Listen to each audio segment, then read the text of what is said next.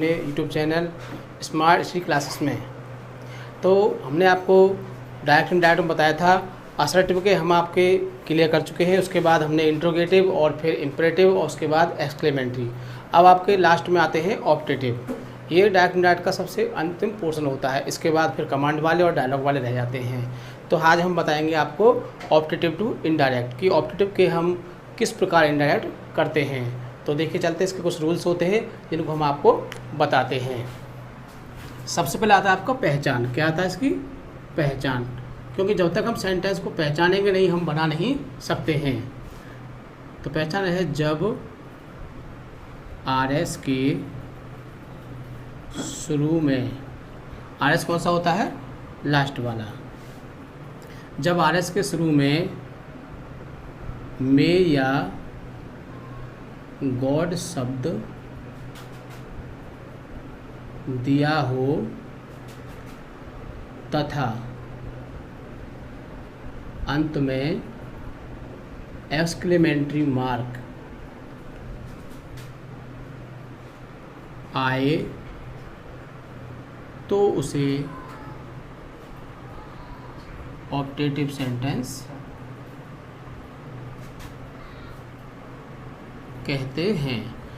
ये हुई इसकी पहचान। अच्छा, इसमें क्या होता है? इसमें अभिशाप तथा वरदान का भाव होता है। या तो इसमें अभिशाप होगा या फिर वरदान होगा, दो ही बातें मुख्य रूप से होती हैं। तो हमको पहचानना पड़ेगा कि इसमें अभिशाप है या वरदान है। तो इसको बनाने के लिए कुछ रूल्स होते हैं। रूल फर्स्ट होता है कॉमा हटाकर, इसमें एक इन्वर्ट कॉमा दिया होता है, कॉमा हटाकर डेट लगाते हैं। क्या लगाते हैं? कॉमा हटाकर डेट लगाते हैं। रूल सेकंड है इसका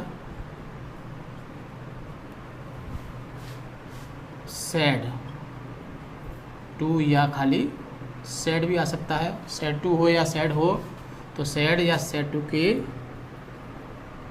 स्थान पर। अब इसकी दो कंडीशन होती हैं। क्या? अभिशाप या वरदान। तो सेड टू या सेड के स्थान पर यदि वाक्य में वरदान या आशीर्वाद में वरदान है तो विज्ड का प्रयोग करते हैं। यदि अभिशाप है तो कर्स्ड का प्रयोग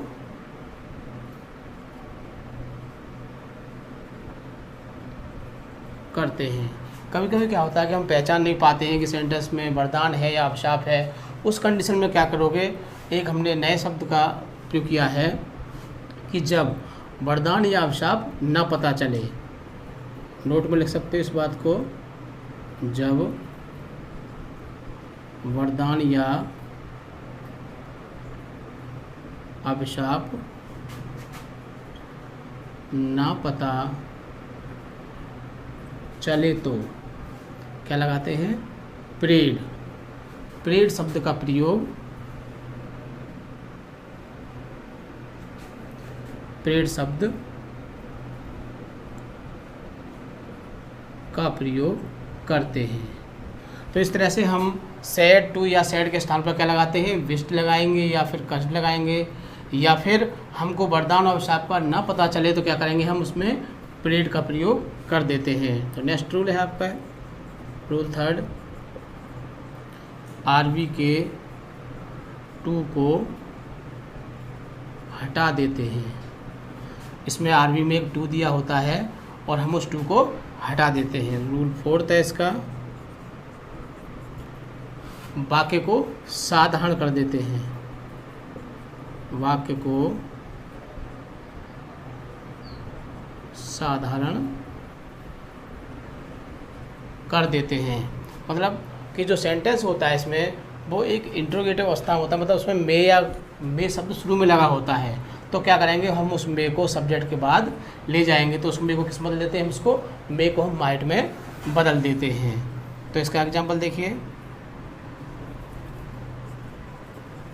यदि आपको ये रूल अच्छी तरह से लर्न है तो फिर आप आसानी से ऑब्जेक्ट सेंटेंस को इनडायरेक्ट में कन्वर्ट कर सकते हो।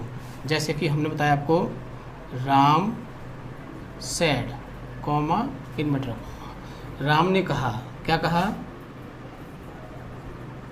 मे यू लिव लॉन्ग,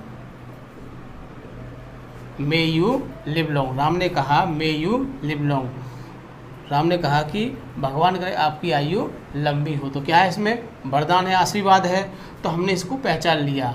लेकिन एक कंडीशन ऐसी होती है, कुछ सेंटेंस ऐसे आ जाते हैं कि जिनको हम नहीं पहचान पाते हैं, तो उस कंडीशन में हम क्या करेंगे, पीरियड का प्रयोग करेंगे। नहीं तो ऐसा होता है कि विज्ड लगाना है हमको, कर्ज लग जाता है, और कर्ज लगाना हो और विज्ड लग जाता है तो हमारा सेंटेंस गलत हो जाएगा। तो उस कंडीशन में जब हम पता चलता तो हम किसका प्रयोग करेंगे, पीरियड का प्रयोग करेंगे। लेकिन हमने यहाँ पर इसको पहचान लिया है कि हमारा यहाँ आशीर्वाद है, तो बनाते हैं इसको, राम को राम रहेगा, सेड को, अब इसमें आशीर्वाद तो क्या लगाएंगे हम, विज्ड, विज्ड कॉमा हटा कर मतलब आपको डेट लगाते हैं, और इसको हम क्या करेंगे, सीधा करेंगे। तो यू यहाँ पहुँच जाएगा और इधर से मे यहाँ आ जाएगा और यू इधर आ जाएगा, और यू को हम किससे बदलेंगे, ऑब्जेक्ट से। ऑब्जेक्ट इसमें है नहीं, लेकिन हम अपने अंदर ऑब्जेक्ट को मान लेते हैं। मतलब राम ने कहा, किससे कहा, कोई तो कहा होगा, मतलब राम ने मुझसे कहा या राम ने उससे कहा, तो हम यहाँ पर क्या मान लेते हैं, मी मान लेते हैं अपनी तरफ से। मान लिया हमने क्या मान लिया, यहाँ पर मी मान लिया।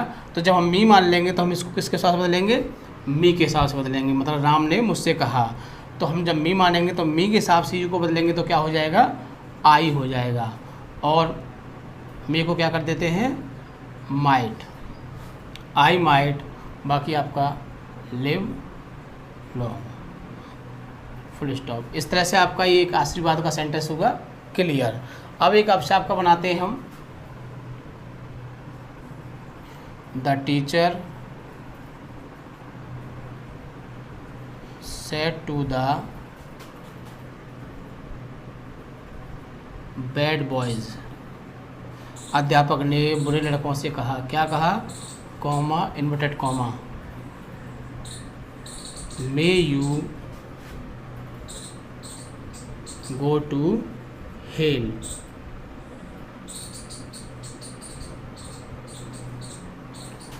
The teacher said to the bad boys, अध्यापक ने बेकार या बुरे लड़कों से कहा, may you go to hell, कि तुम नरक में जाओ, तुम नरक में जाओ। तो क्या है इसमें क्या है, अभिशाप है। तो उस कंडीशन में किसका प्रयोग करेंगे हम, कष्ट का प्रयोग करेंगे। लेकिन जब हम नहीं पहचान पाते हैं तो क्या लगा सकते हो आप, पीरियड लगा सकते हो। लेकिन हमने यहाँ पहचान लिया है तो बनाते हैं इसको, द टीचर सेड टू किस में बदलते हैं, कर्स्ड में, कर्स्ड, या फिर क्या लगा सकते हैं हम, पीरियड। कब, जब हमको सेंटेंस की मीनिंग समझ में ना आए। द टीचर कर्स्ड, टू को हटा देते हैं, द बैड बॉयज, कॉमा हटा के वही दैट लगाते हैं, आप जानते हो। अब इसको हम वही असर्टिव करेंगे, यू इधर आ जाएगा, आपका मे इधर पहुंच जाएगा, तो यू को हम किससे बदलेंगे, बैड बॉयज से बदलेंगे। और ये हमारा क्या है, बहुवचन है आपका। तो यू को हम जब बहुवचन में देखेंगे तो क्या हो जाता है, दे हो जाता है, क्या हो जाता है, ये चीज़ सारणी में डिक्लेयर है। और मे को क्या कर देते हैं हम, might, that they might go to hell. इस तरह से ये हमने आपको इसके दोनों सेंटेंस क्लियर किए। इस तरह से आपको ये हमारे ऑब्जेक्टिव टू इनडायरेक्ट क्लियर हो जाते हैं। इसके कुछ रूल और हैं जिनको हम बाद में आपको बताएंगे।